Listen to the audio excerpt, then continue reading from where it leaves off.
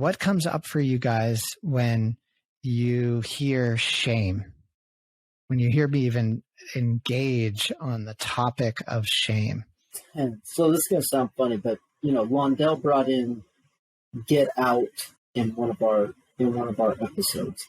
So for me, when I think of shame, I think of Game of Thrones. And there was a scene, for anybody that's never watched Game of Thrones, where somebody is stripped naked and then walk through the city while somebody is behind them yelling, shame, shame, the entire way, because she had done something shameful.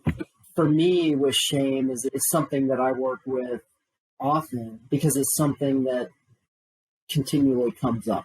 So when in relationships, oftentimes people not realizing that they mentioned something you did or didn't do or whatever it is, and there's that shame that goes along with it. And so you're continually working with that wound, looking for ways to come out of that. For me, it's something that I'm very aware of and something that consistently talking to myself about and dealing with.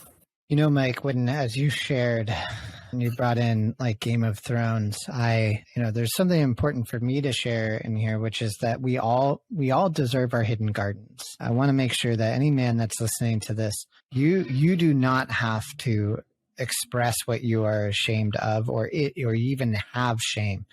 You are the only person who knows what you are feeling, can report on your experience. So I just want to make sure, I noticed a protective part of me come in and want to make sure that just the mention, as we talk about our relationship with shame, that I don't send a message here that anyone here needs to be shamed, right? Or needs to feel ashamed of how they're feeling, especially manufactured shame, right? From our culture, from ourselves, shaming ourselves.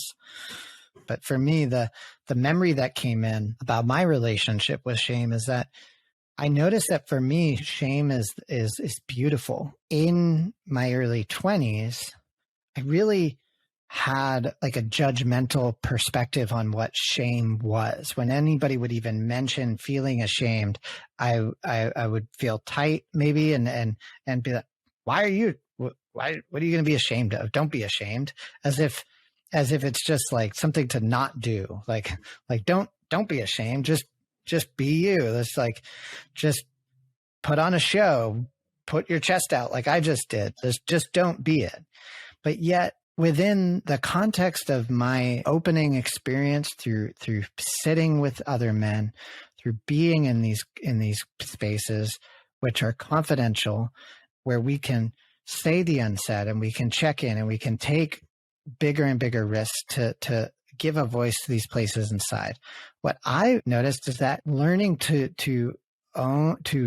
take ownership of what I am ashamed of, and to even recognize that there is like a sense of shame on this edge deep down inside, or to see it through another man's share and to realize that I'm carrying that and I didn't even know it, has been a beautiful opening experience that I would feel lighter from and feel connected to men in a way that I think, Londell, you talked about, where I'd be like, from the outside, from a judgmental perspective, I wouldn't think the way I look with another man that I share anything. But then realizing that when a man takes a risk to share something that he's ashamed of, and then I realize, wait, I didn't even know I had that. I noticed this place inside.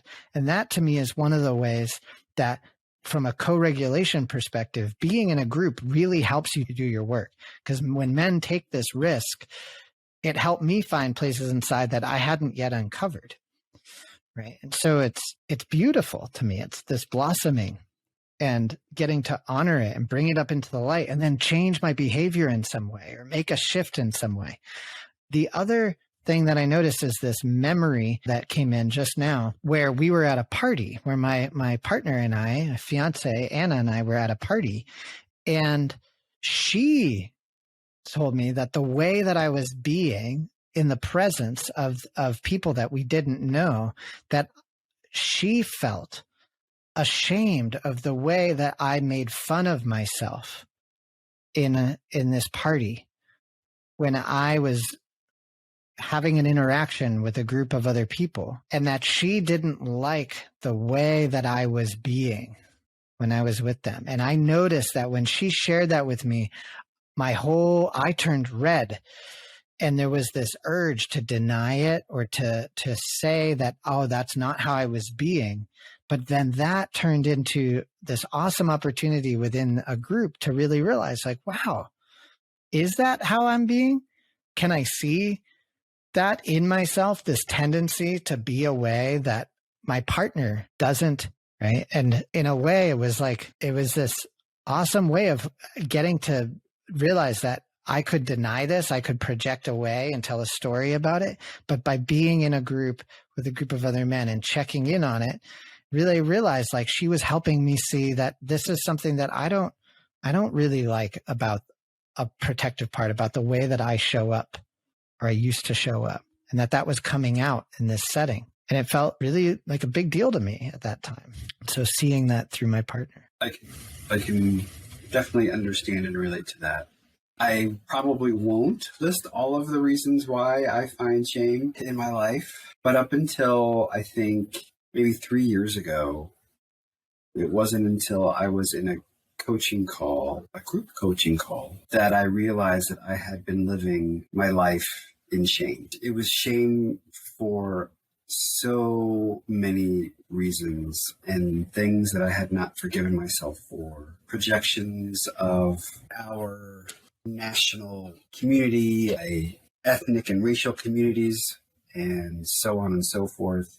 And it has led to my persistent othering of myself in almost every situation I find myself. And so now that I know it and I realize it, it's just an everyday activity of mine to not feel guilt related to the shame, not being embarrassed of the shame related to the guilt, and then loving myself through it all. And at 49 years old, it becomes really difficult because I've almost hardwired it into myself that I am all of those things to be shameful or ashamed of. And then when I think about these things in the man box that I've tried so desperately to live up to, then I feel shame about that.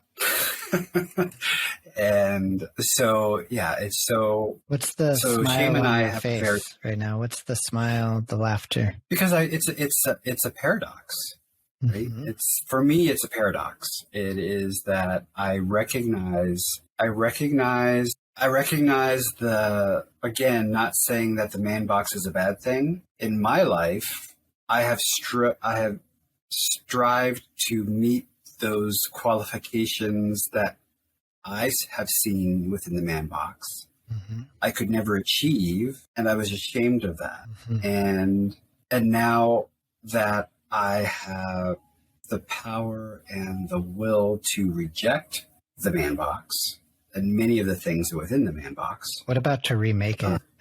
I feel scared to reframe you right there. But may I offer a reframe?